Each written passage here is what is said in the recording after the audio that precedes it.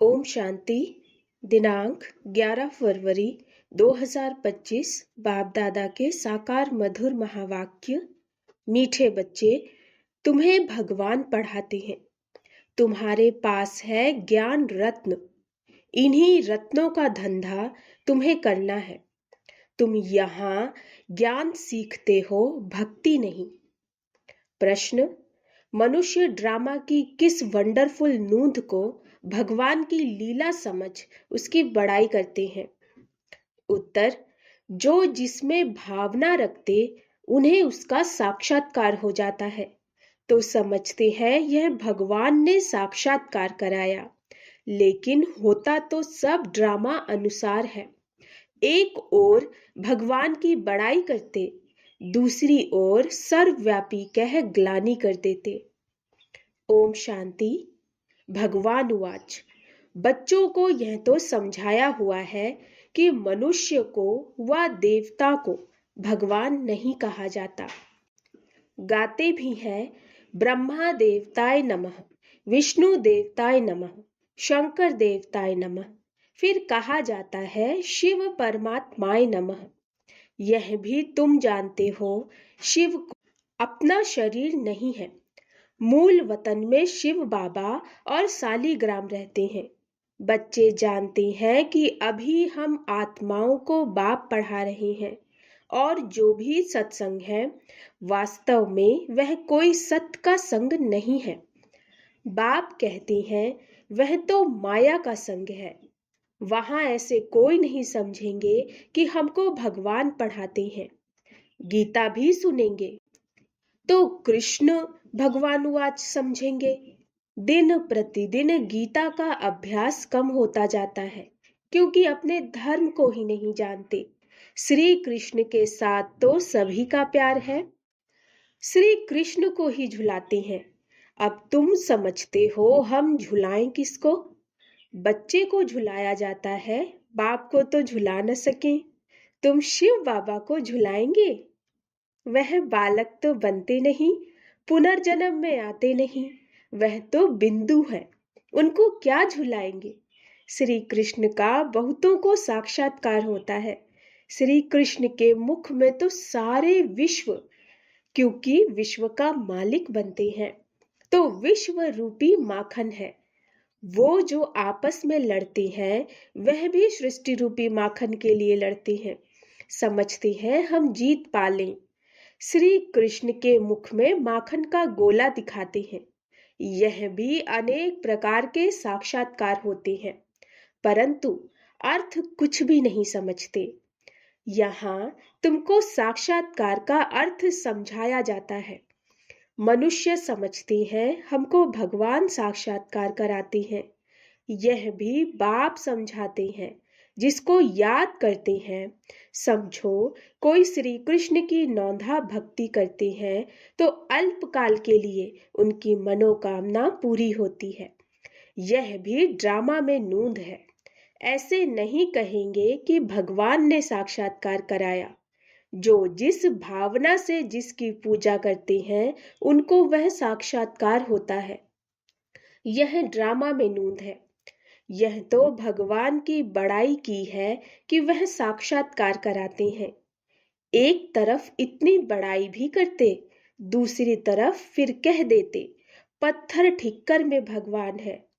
कितनी अंधश्रद्धा की भक्ति करते हैं। समझते हैं बस श्री कृष्ण का साक्षात्कार हुआ, श्री कृष्णपुरी में हम जरूर जाएंगे। परंतु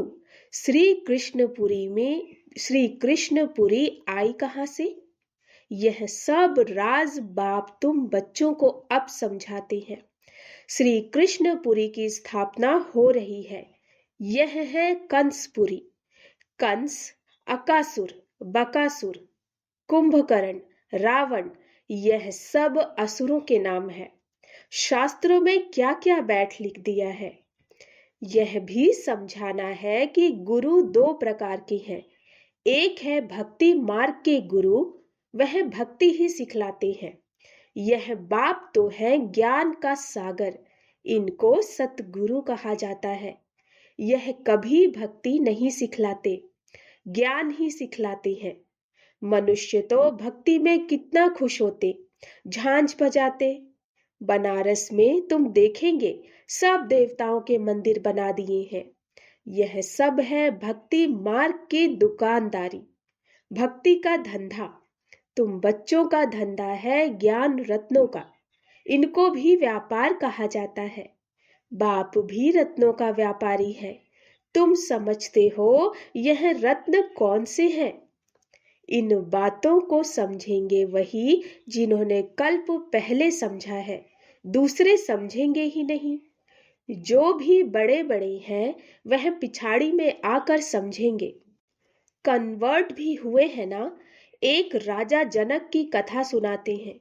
जनक फिर अनुजनक बना। जैसे कोई का नाम श्री कृष्ण है तो कहेंगे तुम अनुदैवी श्री कृष्ण बनेंगे। कहाँ वह सर्वगुण संपन्न श्री कृष्ण, कहाँ यह। कोई का लक्ष्मी नाम है और इन लक्ष्मी नारायण के आगे जाकर महिमा गाती है। यह थोड़े ही समझती कि इनमें और हमारे में फर्क क्यों हुआ है।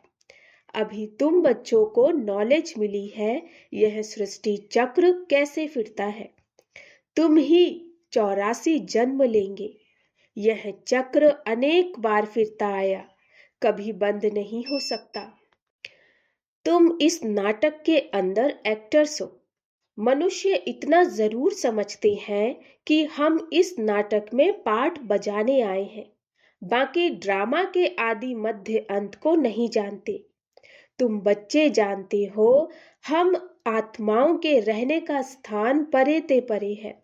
वहां सूर्य चांद की भी रोशनी नहीं। यह सब समझने वाले बच्चे भी अक्सर करके साधारण गरीब ही बनते हैं, क्योंकि भारत ही सबसे साहूकार था, अब भारत ही सबसे गरीब बना। सारा खेल भारत पर है। भारत जैसा पावन खंड और कोई होता नहीं। पावन दुनिया में पावन खंड होता है और कोई खंड वहां होता ही नहीं। बाबा ने समझाया है यह सारी दुनिया एक बेहद का आइलैंड है, जैसे लंका टापू है। दिखाती है रावण लंका में रहता था। अभी तुम समझते हो रावण का राज्य तो सारी बेहद की लंका पर है। यह सारी सृष्टि समुद्र पर खड़ी है। यह टापू है, इस पर रावण का राज्य है। यह सब सीताएं रावण की जेल में है। उन्होंने तो हद की कथाएं बना दी है। यह सारी बेहद की बात बेहद का नाटक है। उसमें ही फिर छोटे छोटे नाटक बैठ बनाए। यह बाइस्कोप आदि भी अभी बने हैं, तो बाप को भी समझाने में सहज होता है। बेहद का सारा ड्रामा तुम बच्चों की बुद्धि में है। मूल वतन, सूक्ष्म वतन और किसकी बुद्धि में हो न सके। तुम जानते हो हम आत्माएं मूल वतन की रहवासी हैं। देवताएं हैं सूक्ष्म वतनवासी, उनको फरिश्ता भी कहते हैं। वहां हड्डी मांस का पिंजड़ा होता नहीं। यह सूक्ष्म वतन का पार्ट भी थोड़े समय के लिए है। अभी तुम आते जाते हो, फिर कभी नहीं जाएंगे। अभी तुम आते जाते हो, फिर कभी नहीं जाएंगे। तुम आत्माएं जब मूल वतन से आती हो तो वाया सूक्ष्म वतन नहीं आती, सीधी आती हो। अभी वाया सूक्ष्म वतन जाती हो। अभी सूक्ष्म वतन का पाठ है। यह सब राज बच्चों को समझाते हैं। बाप जानते हैं कि हम आत्माओं को समझा रहे हैं। साधु संत आदि कोई भी इन बातों को नहीं जानते। वह कभी ऐसी बातें कर न सके। बाप ही बच्चों से बात करते हैं। ऑर्गन्स बिगड़ तो बात कर न सके। कहते हैं मैं इस शरीर का आधार ले तुम बच्चों को पढ़ाता हूँ। तुम आत्माओं की दृष्टि भी बाप तरफ चली जाती है। यह है सब नई बातें। निराकार बाप, उनका नाम है शिव बाबा। तुम आत्माओं का नाम तो आत्मा ही है। तुम्हारे शरीर के नाम बदलते हैं। मनुष्य कहते हैं परमात्मा नाम रूप से न्यारा है, परंतु नाम तो शिव कहते हैं ना। शिव की पूजा भी करते हैं। समझते एक है, करते दूसरा है। अभी तुम बाप के नाम रूप देश काल को भी समझ गए हो। तुम जानते हो कोई भी चीज नाम रूप के बिगड़ नहीं हो सकती। यह भी बड़ी सूक्ष्म समझने की बात है। बाप समझाते हैं गायन भी है सेकंड में जीवन मुक्ति, अर्थात मनुष्य नर से नारायण बन सकते हैं। जबकि बाप हेवनली गॉड फादर है, हम उनके बच्चे बने हैं तो भी स्वर्ग के मालिक ठहरे। परंतु यह भी समझते नहीं है। बाप कहते हैं बच्चे, तुम्हारी एम ऑब्जेक्ट ही यह है, नर से नारायण बनना। राजयोग है ना। बहुतों को चतुर्भुज का साक्षात्कार होता है। इससे सिद्ध है विष्णुपुरी के हम मालिक बनने वाले हैं। तुमको मालूम है स्वर्ग में भी लक्ष्मी नारायण के तख्त के पिछाड़ी विष्णु का चित्र रखते हैं, अर्थात विष्णुपुरी में इन्हों का राज्य है। यह लक्ष्मी नारायण विष्णुपुरी के मालिक है। वह है श्री कृष्णपुरी, यह है कंसपुरी। ड्रामा अनुसार यह भी नाम रखे हुए हैं। बाप समझाते हैं मेरा रूप बहुत सूक्ष्म है, कोई भी जान नहीं सकते। कहते हैं कि आत्मा एक स्टार है, परंतु फिर लिंग बना देते, नहीं तो पूजा कैसे हो। रुद्र यज्ञ रचते हैं तो अंगूठे मिसल सालीग्राम बनाते हैं। दूसरी तरफ उनको अजब सितारा कहते। आत्मा को देखने की बहुत कोशिश करते हैं, परंतु कोई भी देख नहीं सकते। राम कृष्ण विवेकानंद का भी दिखाते हैं ना। उसने देखा आत्मा उससे निकल मेरे में समा गई। अब उनको किसका साक्षात्कार हुआ होगा। आत्मा और परमात्मा का रूप तो एक ही है। बिंदी देखा, समझते कुछ नहीं। आत्मा का साक्षात्कार तो कोई चाहते नहीं, चाहना रखते हैं कि परमात्मा का साक्षात्कार करे। वह बैठा था कि गुरु से परमात्मा का साक्षात्कार करे। बस कह दिया ज्योति थी, वह मेरे में समा गई। इसमें ही वह बहुत खुश हो गया। समझा यही परमात्मा का रूप है। गुरु में भावना रहती है भगवान के साक्षात्कार की। समझते कुछ नहीं। भला भक्ति मार्ग में समझाए कौन। अब बाप बैठ समझाते हैं। जिस जिस रूप में जैसी भावना रखते हैं, जो शक्ल देखते हैं, वह साक्षात्कार हो जाता है। जैसे गणेश की बहुत पूजा करते हैं तो उनका चैतन्य रूप में साक्षात्कार हो जाता है, नहीं तो उनको निश्चय कैसे हो। तेजोमय रूप देख समझते हैं कि हमने भगवान का साक्षात्कार किया, उसमें ही खुश हो जाते। यह सब है भक्ति मार्ग, उतरती कला। पहला जन्म अच्छा होता है, फिर कमती होते होते अंत आ जाता है। बच्चे ही इन बातों को समझते हैं। जिनको कल्प पहले ज्ञान समझाया है, उनको ही अब समझा रहे हैं। कल्प पहले वाले ही आएंगे, बाकी औरों का तो धर्म ही अलग है। बाप समझाते हैं एक एक चित्र में भगवानुवाच लिख दो। एक एक चित्र में भगवानुवाच लिख दो। बड़ा युक्ति से समझाना होता है। भगवानुवाच है ना। यादव कौरव और पांडव क्या करत भय, उनका यह चित्र है। पूछो तुम बताओ अपने बाप को जानते हो। नहीं जानते हो तो गोया बाप से प्रीत नहीं है ना, तो विपरीत बुद्धि ठहरे। बाप से प्रीत नहीं तो विनाश हो जाएंगे। प्रीत बुद्धि विजयंती, सत्यमेव जयते। इनका अर्थ भी ठीक है। बाप की याद ही नहीं तो विजय पा नहीं सकते। अभी तुम सिद्ध कर बतलाते हो। गीता शिव भगवान ने सुनाई, उसने ही राजयोग सिखाया ब्रह्मा द्वारा। यह तो श्री कृष्ण भगवान की गीता समझकर कसम उठाते। उनसे पूछना चाहिए, श्री कृष्ण को हाजिर नाजिर जानना चाहिए व भगवान को। कहते हैं ईश्वर को हाजिर नाजिर जान सच बोलो। रोला हो गया ना तो कसम भी झूठा हो जाता। सर्विस करने वाले बच्चों को गुप्त नशा रहना चाहिए। नशे से समझाएंगे तो सफलता होगी। नशे से समझाएंगे तो सफलता होगी। तुम्हारी यह पढ़ाई भी गुप्त है, पढ़ाने वाला भी गुप्त है। तुम जानते हो हम नई दुनिया में जाकर यह बनेंगे। नई दुनिया स्थापना होती है महाभारत लड़ाई के बाद। बच्चों को अब नॉलेज मिली है, वह भी नंबरवार धारण करते हैं, योग में भी नंबरवार रहते। यह भी जांच रखनी चाहिए हम कितना याद में रहते हैं। बाप कहते हैं यह अभी तुम्हारा पुरुषार्थ भविष्य 21 जन्मों के लिए हो जाएगा। अभी फेल हुए तो कल्प कल्पांतर फेल होते रहेंगे, ऊंच पद नहीं पा सकेंगे। पुरुषार्थ करना चाहिए ऊंच पद पाने का। ऐसे भी कई सेंटर्स पर आते हैं जो विकार में जाते रहते हैं और फिर सेंटर्स पर आते रहते हैं। समझते हैं ईश्वर तो सब देखता है, जानता है। अब बाप को क्या पड़ी है जो यह बैच देखेगा। तुम झूठ बोलेंगे, विकर्म करेंगे तो अपना ही नुकसान करेंगे।